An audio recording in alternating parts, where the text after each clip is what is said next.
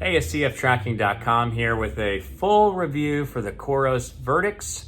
We're going to get into a few specifics. So to give you a backdrop of what the video is going to contain, I'm going to go over the watch details. We're going to look at an overview of the hands-on of what the watch can do, an app experience, see what different types of data and how they're displayed. And then I'll give you a summary of all the things that I think are awesome or not awesome about it. Everything in the review is really focused on the purpose of using this for CrossFit training. Obviously, there's a lot of websites for using it for trail running or triathlons, things like that, or outdoor adventures because of some of the specs. But this is for, is it useful for CrossFit training? So if you like it, please give it a thumbs up and please consider subscribing. So with that, let's get into the details.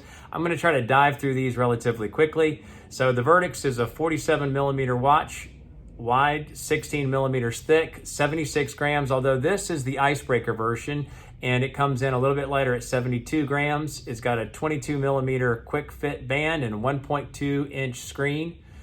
They've done a great job with the build quality. The bezel is titanium as well as the back is titanium. The glass is sapphire. It's got a military grade toughness. It's got crazy working temperatures. It can go down to like negative 20 degrees Celsius. You can drop it from 25 feet and the rotating dial is supposed to hold up fine. It's got a deeper water gauge than most of the watches on the market. It goes, it's 150 meters water resistance. It does have a backlight. The backlight is about 40% of the max backlight of the Garmin Fenix 6. And just to give you a preview, in the upcoming days, I'm going to do a full review comparison between the Vertix and the Fenix 6. Rated at 45 days battery life. Charging can go from 0 to 100 in 2 hours. It supports Ant Plus and Bluetooth connecting pieces. It's got a pulse ox in addition to the heart rate monitor, barometer, even a temperature gauge. Comes in a variety of colors, which is nice because not all the manufacturers are doing multiple colors and band schemes. You can put 47 different watch faces on it. It's got sleep tracking and notifications, so it has that sort of smartwatch functionality feel. But the most important thing is, what does it do training-wise? And we'll look at this in the hands-on in a second. But you can track all the main types of training: running, biking, trail running, multi-sport, so triathlons. You can set the watch face to hold up to 6 data screens, which is nice. You can make it black or white. You can fully customize the workout information that's displayed on the screen, which is great. You can build a strength training, which I did a specific review for the strength training aspect from Coros. It does cover the whole line, so you can watch that video. So we're not going to get as much into the details there, although I'll show you kind of where it's found and how it works. The bigger thing is, how does it track your training in the workout itself, in the recovery time, and in the load tracking. So it's got aerobic and anaerobic training effect, sort of a score per workout. It'll give you a recovery time, and it'll tell you how much your body was impacted, how much your stamina was depleted by that workout. It'll flow into a training load, so how much you've been training over a period of time, and it'll give you a VO2 max and fitness level estimates and calculations. So with that, let's get into more of a hands-on look at it, as well as look at the app, and come back for a full summary. Okay, so getting into the watch itself, here you can see that the size 47 millimeters wide, titanium bezel, sapphire screen, and then on the back, one thing I will say just about Coros, the band is actually super soft and comfortable. They have nice little touches to each little piece of their design. Their build quality is really incredible. Even just the quick fit, the fact that it has a color scheme with it, obviously it works very easy. This is the icebreaker, which has the translucent body, which is just a nice touch, especially with the dark blues. The band is really stretchy and feels super comfortable.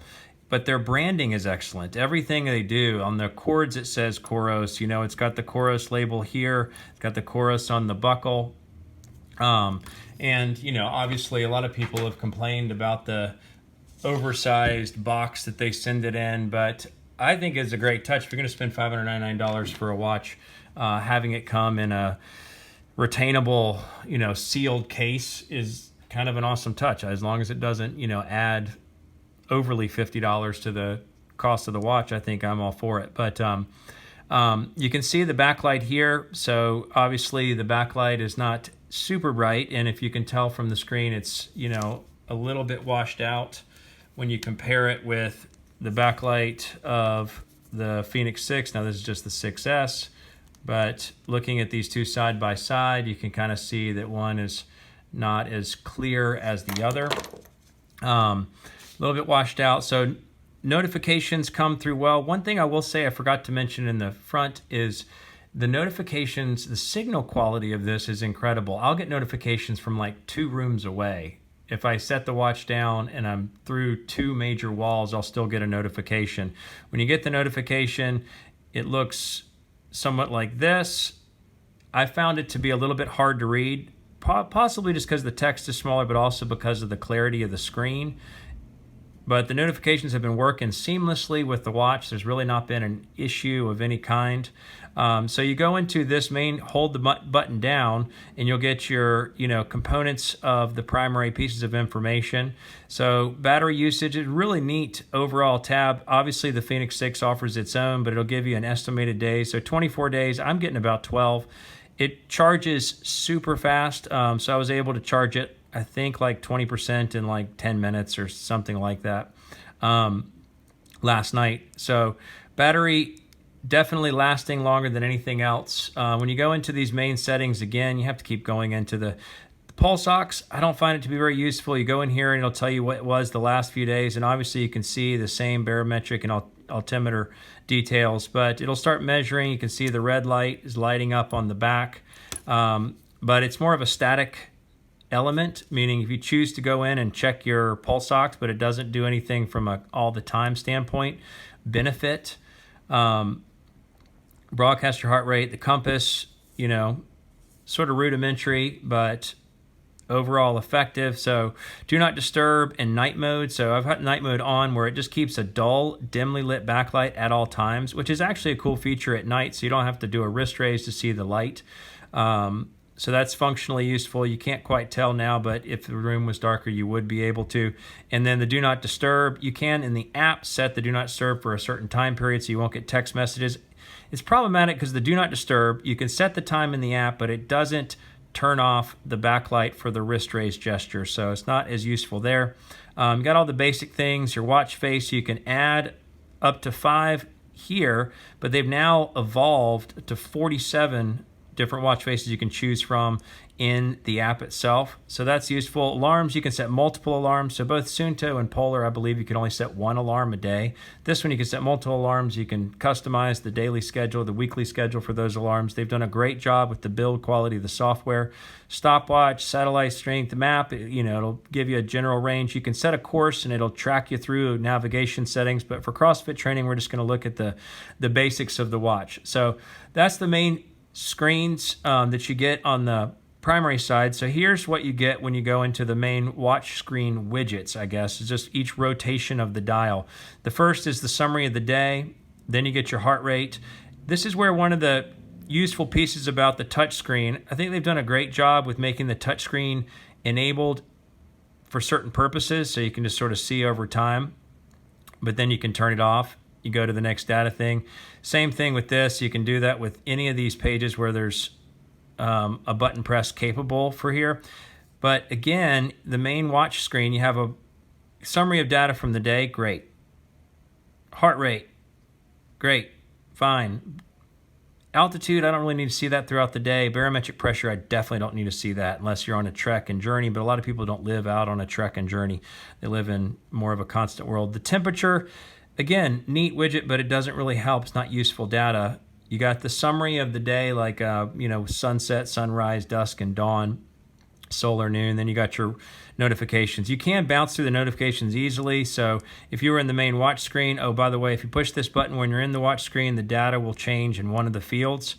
But you can just scroll up, get there, and go to the next one. It's pretty easy to go through. You can click on it and delete one, delete all. So it's functionally very useful on the notifications. But looking at it, how does it work with workouts? Obviously, that's the primary thing. You click the button once to get into the full set of workouts and workout options. So we'll look at it on the app in a second. One of the most useful things that you'll find for your training is the AI trainer. The AI trainer shows you how much recovery. So right now it's got 16 hours on my Garmin of recovery time needed. This still says 1.0, whole day, but it'll deplete your stamina over time depending on how hard your workout was. When you go into the workout, obviously the run's going to have the most data details to it. It'll wait to track your, get your GPS and your heart rate. It'll tell you the time that you have left. And there's a bunch of other stats and other, websites you can review for reviews on the running aspects. But typically when you're doing CrossFit, you're just going to use gym cardio. There is a, GPS cardio, but you'll use the gym cardio, and we'll just show you what it looks like. So you get these basic data screens. So it's got a heart rate gauge, average heart rate. This is just what I've set it up to be. And you can scroll through to get your laps. So you click this button down here to register a round time. And it'll, just set a new lap time, and it'll show you the last lap time. So if you're doing rounds for time, you can see how you're doing time-wise on that lap versus the last lap. Then you can just do a generic heart rate gauge. You can change this, and we'll see in a second in the app. But that's what it looks like in the functional aspects. So we'll just delete that. We're not going to keep that. One thing I will say is that normally this will be auto-locked. So like you saw when I first went into the watch, you have to roll it up till the lock is undone. And that really helps in doing CrossFit if you're wearing a wrist wrap, or you're wearing, hand stuff for doing pull-ups. You will not push a button by accident. So it protects you from accidental because you have to rotate it up. You can set it to rotate up as your option. You can set it to hold the button down, or you can turn it off altogether. So if you're doing rounds for time, I tend to turn it off so you can click the button and you don't have to roll it up and then click the button to register a time log. So what does it look like when you get done with a workout in the watch itself? Oh, the other thing you could see is when you create a training program, it'll upload to the watch here. So again, that's found in the training segment. Upload here, and you can see what's about to come. So you got burpees, kettlebell swings, all the way down with the rest in between. This was just 3 different rounds with 3-minute rest in between. So you can see what's about to come. You start it and you can run through. It'll tell you, and you can go to that strength training review that I did and you'll see more about it. But that's where you find it in the watch. And then again, how does the data look on the watch? So your training log is built into the AI trainer. So this is a workout from yesterday. One of the things that's not as great when you do a cardio workout, it just gives you super generic stats when the watch is done. You'll get more stats in the app, but you only get a certain amount when you're done with the workout. You don't get training effects. So like, see, this is just sort of workout time, calories, heart rate, and total time summary. But if you were to go into a run, I just did a short run just to track GPS and see how it was working. Super fast pace there, 9 minutes per hour. But you'll get a power output, cadence, stride length, max heart rate. I hadn't updated this to do power output tracking yet, but you'll also get your training scores. So I want them to put this information in the cardio summary data so I can access it in the watch without having to go into the app. So you'll see your aerobic training effect, your anaerobic training effect, your recovery time needed. Those are useful metrics that could be just as easily put into a cardio workout without just this generic stuff. So that's the summary of what you see in the watch, just with the basic information. But overall, build quality is awesome. I really do like the selection of watch faces they have built into the app. There's some really well put together ones. You just can't quite see it because the color contrast is not as good. So looking at the app, here's the main landing page you'll go into. Energy, exercise time, steps, heart rate I haven't worked out today, and your sleep. Then you'll get to your training load, fitness index, and fitness level. So with all these upper pieces here, you can dive into a full set of data and look at it over, any period of time. So if I wanted to see, steps, exercise times, not today, you can see your heart rate track because I'm tracking it all day. Here's one of the first major gripes is that the sleep, they're tracking deep sleep and deep sleep, light sleep, time awake, but they don't track deep sleep versus REM. And then this is visually not worthwhile to me. So if you're looking at it, it just doesn't help me know how I slept. It doesn't give me a clear picture. They've got to update this so that it's more useful.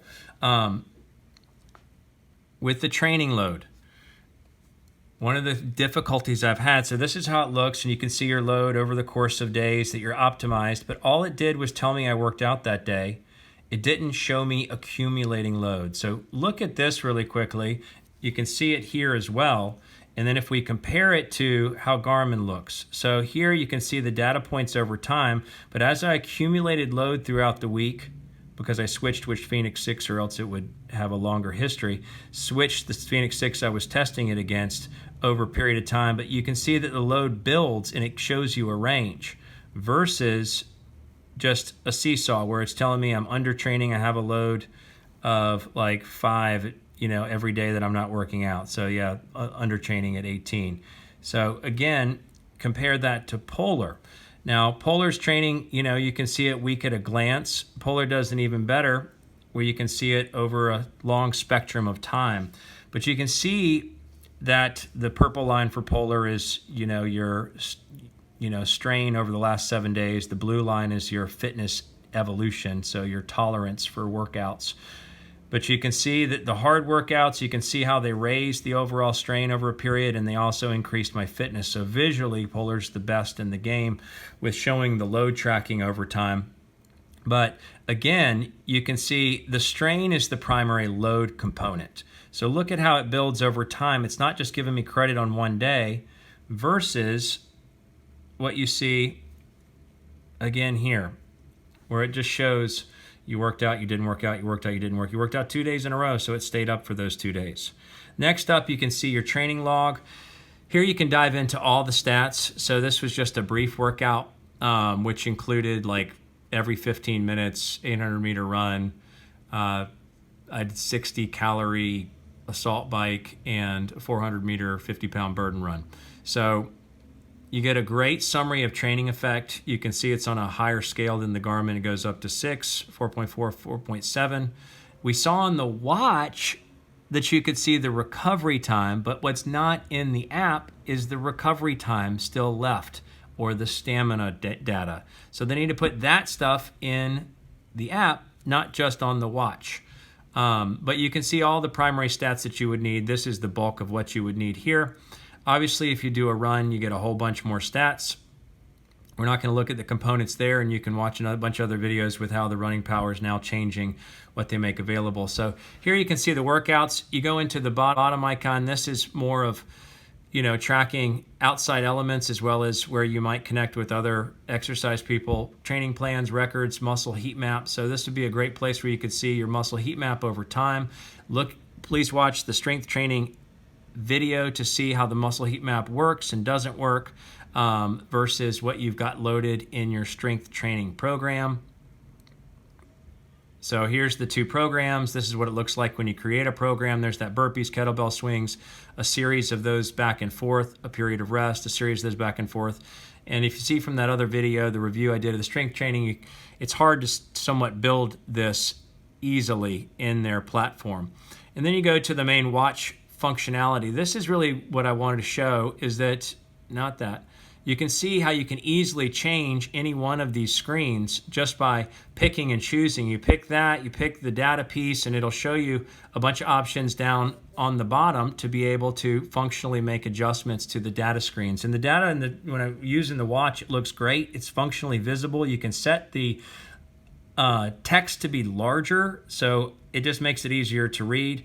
You obviously can build your training plan here as well. You can see your training here. This is where you get the laundry list of watch faces. They got a lot of beautiful watch faces that just aren't as beautiful when you get onto the watch screen because of the quality and the washed out nature. It's really great with updates. It's easy to update. You can turn on these are a couple of new features that weren't available last time. So Coros is constantly updating their feature set, so you can turn off certain notifications and you can build your routes here.